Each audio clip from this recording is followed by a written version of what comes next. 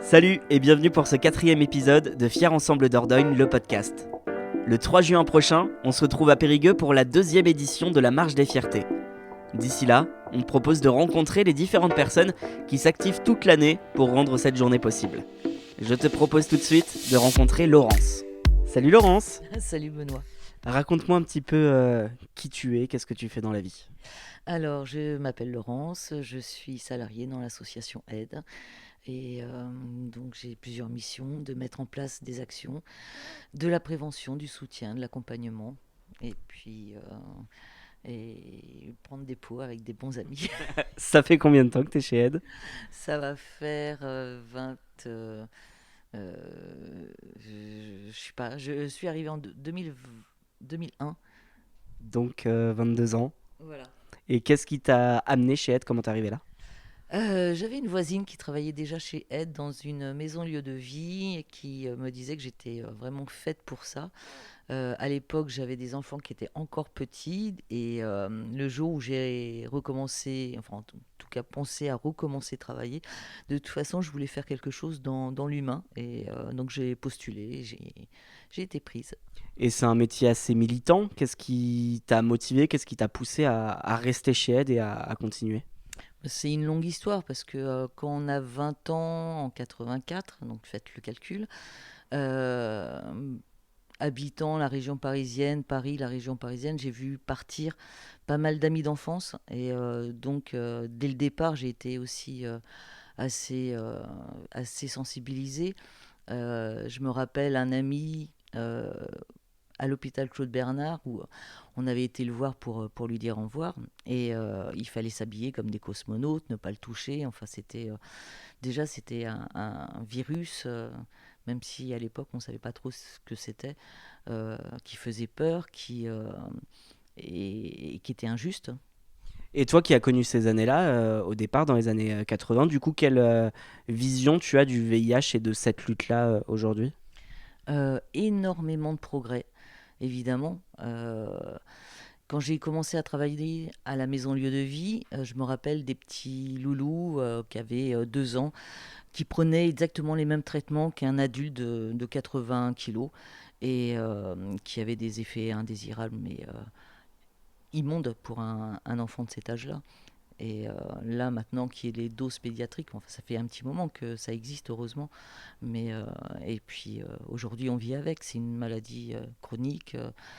Et c'est un grand pas sur la maladie. C'est quoi qui te rend le plus heureuse aujourd'hui dans ton boulot ? Qu'est-ce qui fait que tu t'épanouis dans ce travail-là ? Comme je disais tout à l'heure, on fait des missions de prévention et j'ai l'impression de bah, servir à quelque chose, c'est une passation de savoir. Je m'aperçois aussi que en 2023, il y a toujours des personnes qui ont des a priori, des jugements ou des fausses informations. Et voilà, il faut toujours faire une petite piqûre de rappel. Et du coup, je me dis que je ne suis pas inutile. Et tu passes aussi beaucoup de temps à former des nouveaux militants et à accueillir des nouvelles personnes dans l'association. C'est quelque chose qui est important pour toi, qui compte dans ta carrière ?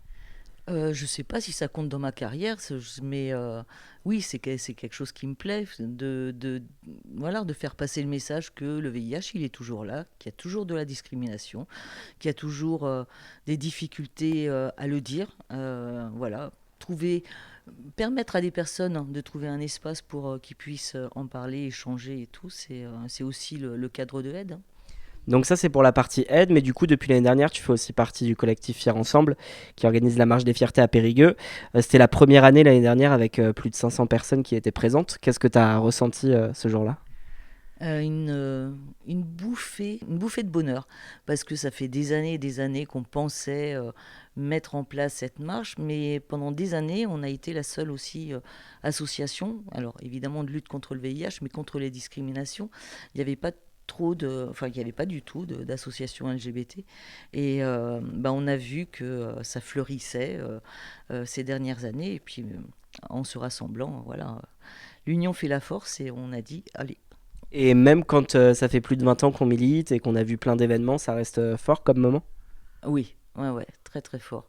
Moi, j'ai connu des marches sur Paris, Lyon, et bon, qui n'ont pas la même envergure, mais de voir toutes ces personnes qui défilaient dans la bonne humeur, dans l'acceptation de l'autre, ouais, ça fait toujours chaud au cœur. Qu'est-ce que tu espères pour cette deuxième marche le 3 juin? Mais toujours ce côté festif, bon enfant. Euh, Il y a des personnes malveillantes, j'espère qu'elles ne seront pas là, qu'elles resteront chez elles et que ça se passe vraiment le mieux possible, hein. Et alors, la dernière question que je pose à tout le monde, ton estimation du nombre de personnes pour cette deuxième édition? On prend les paris. On prend les paris. Donc l'année dernière, 500. Je crois qu'Erwan et Eva a multiplié par 2, 3. Moi, je crois que je vais faire pareil aussi. Eh bien, ça marche. On vérifie ça le 3 juin. Merci beaucoup, Laurence. Avec plaisir, hein. Et voilà, tu connais un petit peu plus Laurence qui fait partie du collectif Fier Ensemble Dordogne. Rendez-vous très bientôt pour un nouvel épisode et d'ici là, n'hésite pas à nous rejoindre sur les réseaux sociaux de Fier Ensemble Dordogne. À bientôt.